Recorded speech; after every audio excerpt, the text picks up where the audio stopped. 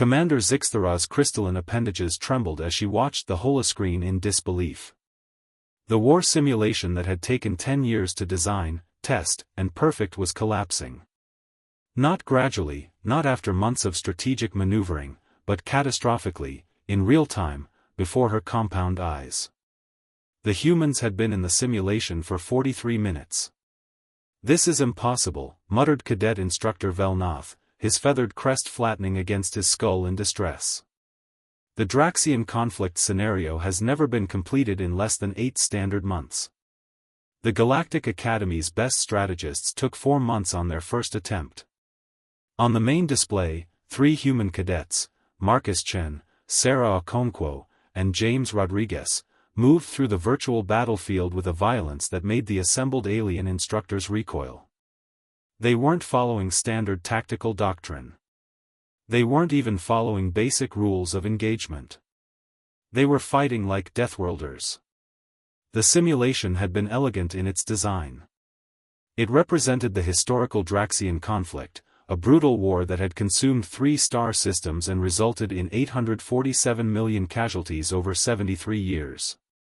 Cadets were supposed to learn patience, diplomacy, resource management, and the terrible calculus of acceptable losses. The humans had other ideas.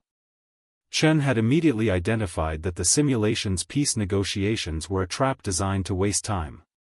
Instead of sending envoys, he'd launched a preemptive strike on the Draxian supply depot on Kepler 442b, crippling their logistics before the war had officially begun. It was ruthless, unethical by Galactic Federation standards, and devastatingly effective. Okonkwo had studied the star charts for 17 seconds before declaring them tactically stupid. She'd plotted jump coordinates through a stellar nursery, a region of space so volatile and radiation-soaked that the simulation's damage algorithms hadn't even considered it traversable. Her virtual fleet had emerged behind enemy lines with minimal casualties, a maneuver the programmers had mathematically deemed impossible. Rodriguez had hacked the simulation. "He's doing what?" Zixthara screeched, her translator struggling with the octave. He's subverted the Draxian communication network," Velnoth explained, his voice hollow. "He's broadcasting false retreat orders. Their entire command structure is in chaos. How did he even? The encryption was supposed to be unbreakable." "It was unbreakable," Rodriguez said cheerfully, somehow hearing them through the simulation barrier. "For about 12 minutes. Your encryption is really polite, though. Very logical. Very predictable." The final blow came at the 58-minute mark.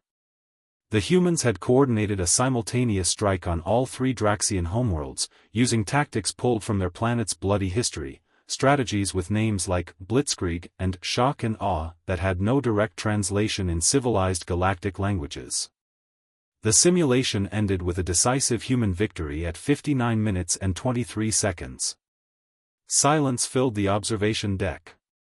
"Their first-year cadets," someone whispered. This was supposed to be their introduction to advanced strategic thinking.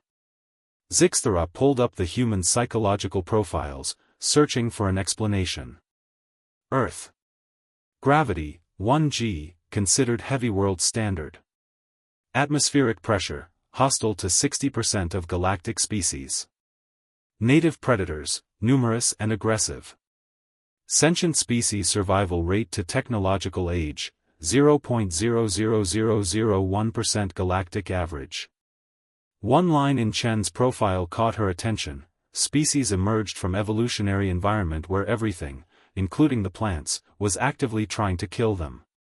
Another from Okonkwo's file: cultural history characterized by continuous warfare, tactical innovation under pressure, and survival through controlled aggression. Rodriguez's profile simply noted, demonstrates typical human problem-solving approach: if obstacle cannot be overcome directly, circumvent, subvert, or destroy the rules that created it. The 3 humans emerged from the simulation pods, grinning and high-fiving each other, a bizarre gesture that involved slapping palms together, apparently a celebration ritual. "So," Chen asked, still catching his breath, "did we pass?" Zixthara looked at her fellow instructors. They looked back, crest feathers wilted, bioluminescent patches dim with shock. "We need to redesign the entire curriculum," she said quietly. "Why?" Sarah asked, genuinely confused. "Because," Velnoth said, his voice carrying a mixture of terror and respect, "you three just taught us that everything we know about warfare is obsolete." The humans smiled. The galaxy would never be the same.